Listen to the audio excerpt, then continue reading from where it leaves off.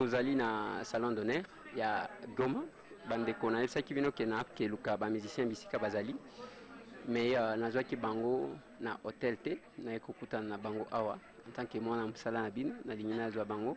Je commence par Papa Wemba. Bonjour Papa Wemba. Na Goma awa na Goma awa namoni moye ebele na Goma likambo nini ememi bino na ndimi te ke yo oyebi yango me oyebi yango mpo yo moko ozali wana na kati ya ville ya Goma.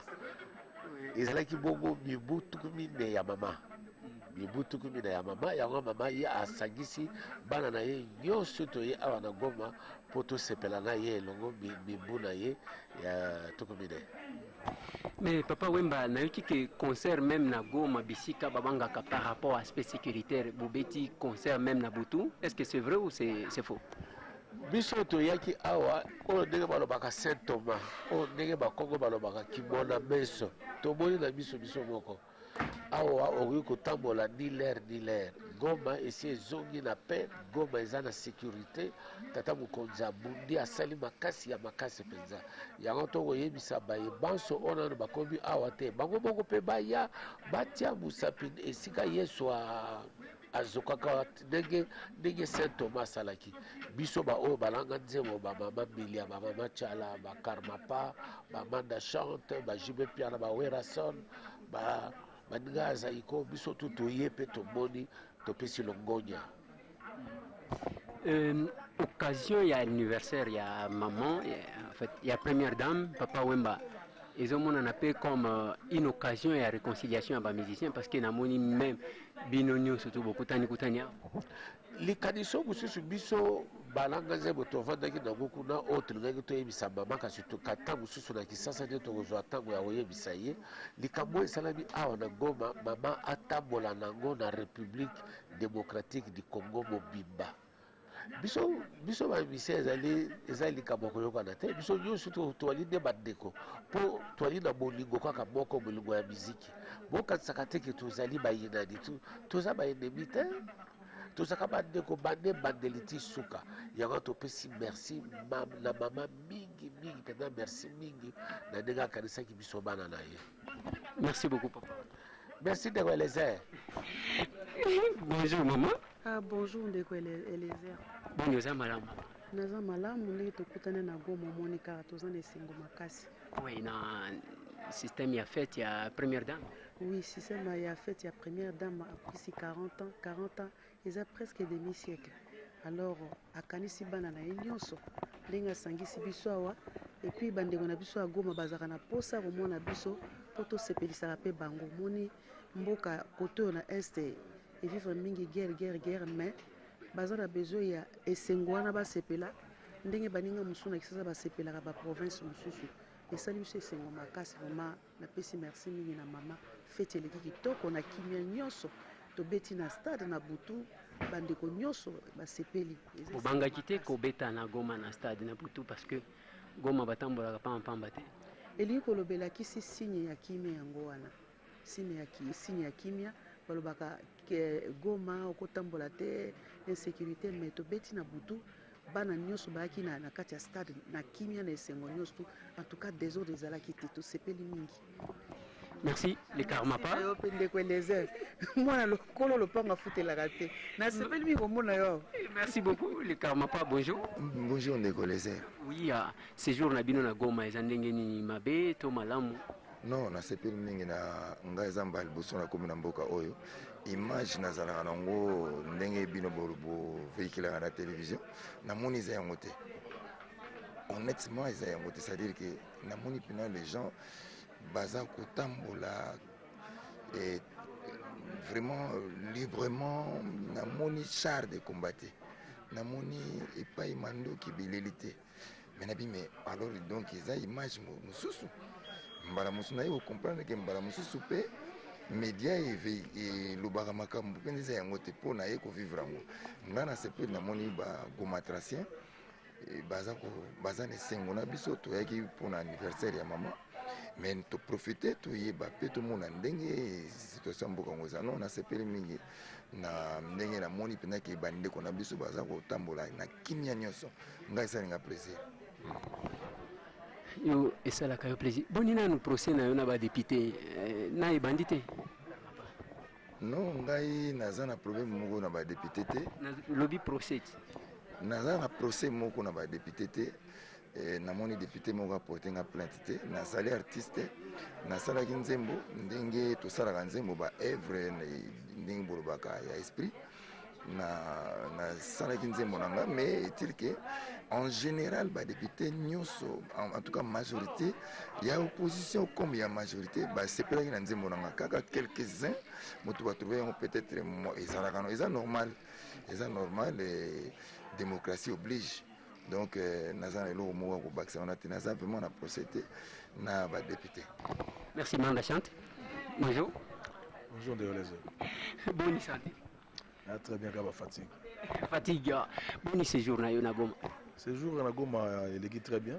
En fait, toi qui na Goma pour l'anniversaire de maman.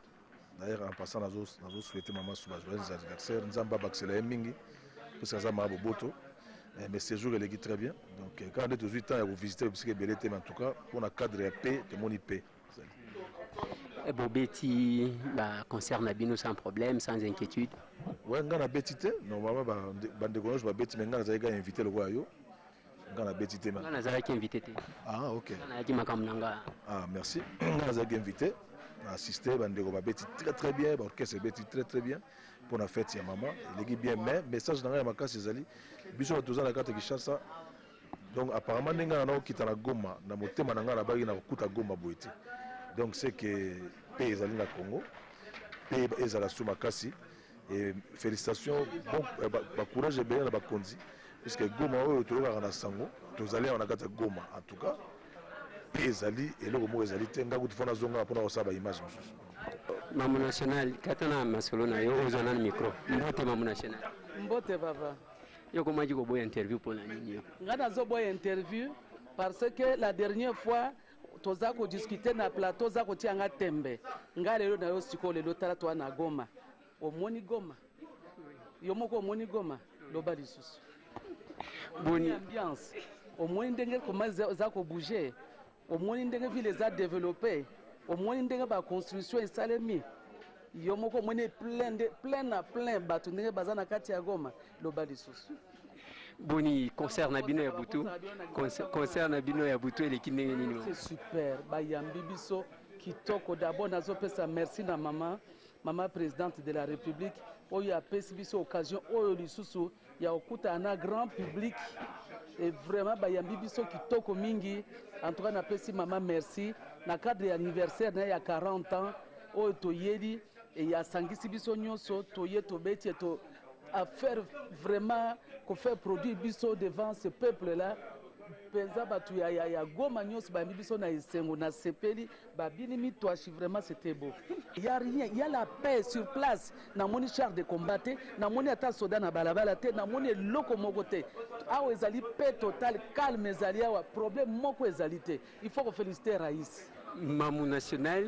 toyebi même banzembo na ndenge obetela kango yango na osenga pe na ba monteur nanga ba illustrer mwa muki nzembo ya mais nini okomi na munyere yo pe oyo ba marque ya Viet ou bien makila eningani kwetuka kujimini tete papa yo za provocateur omoni papa avandi kuna kombone nani papa Wemba moto alansa munyere na mboko yeyo Muniere yebani partout. Bon, so ina se taka na magasin na uto somba na Washington. Eza na Paris, eza partout, eza na Zando, eza petit na Tombola. Problème eza wapi? Bon na la tangote sa ineza ilambati. Ya chapeau. Kanisa ki kwetuka kushimi? Non. Botika ko diaboliza ka vie chichi. Aza vie na biso c'est notre papa. Vraiment c'était un grand leader, vraiment aussi à opposition na mboka na biso tutika ko diaboliza ka ye. Osoko lati boye, sali boye. Azan de Konangai, Yaza Papa Nangai, j'ai beaucoup de respect pour lui. Totika Kotika Kotangu to Kombonae. Tika Azala calme Sika Azali. Merci, maman. Oui, merci. Voilà, Félix Oazekwa, il est au coin là. Nagoma, Boni, séjour Nayo à Nagoma. Bon, vraiment, c'est pas le ming parce que je suis fanatique, d'abord. Oui, je réclame Kangai, maman, Olive Lembe Kabila, après si je suis occasion de mon Nangai. Oui, c'est la deuxième fois.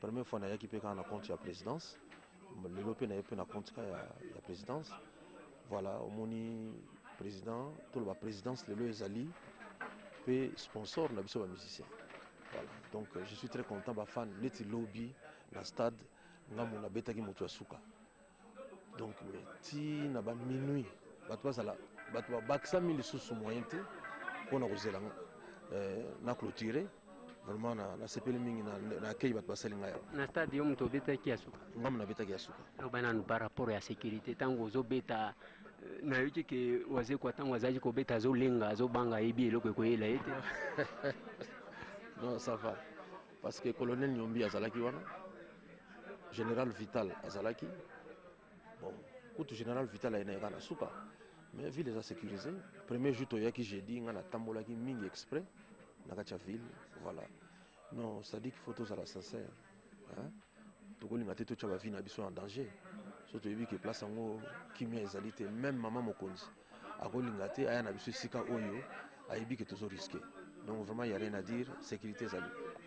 Voilà, mais tomoni boyokani ensemble tozomona bino presque bino nyonso to awa boyokani ndenge olobi presque toza biso nyonso te mais bato to omoni biso awa d'abord tosalaki réunion moko na hôtel Caribou biso nyonso tozalaki wana esali biso force toyokani il faut tobana ko renouveler expérience wana tomonanaka mingi parce que tomoni que c'est effectivement toza un peu distant parfois oyo ozokanisela moninga eza oyo azalaka te voilà vraiment ça va. Grand-père Bozi Bojana Mbote. Mbote voilà, séjour na yo na Goma eleki ndenge nini? Séjour na ngai eleki très bien po koya na ngai awa na zalaki na mwa neti moko kobanga voyant que bien okuta ba char eza partout balini mais surprise na komi na moni ata eloko moko mabe te apparemment pour na sepeli makasi na sepeli makasi na ville yango na sepeli accueil et tout ça vraiment na sepeli trop.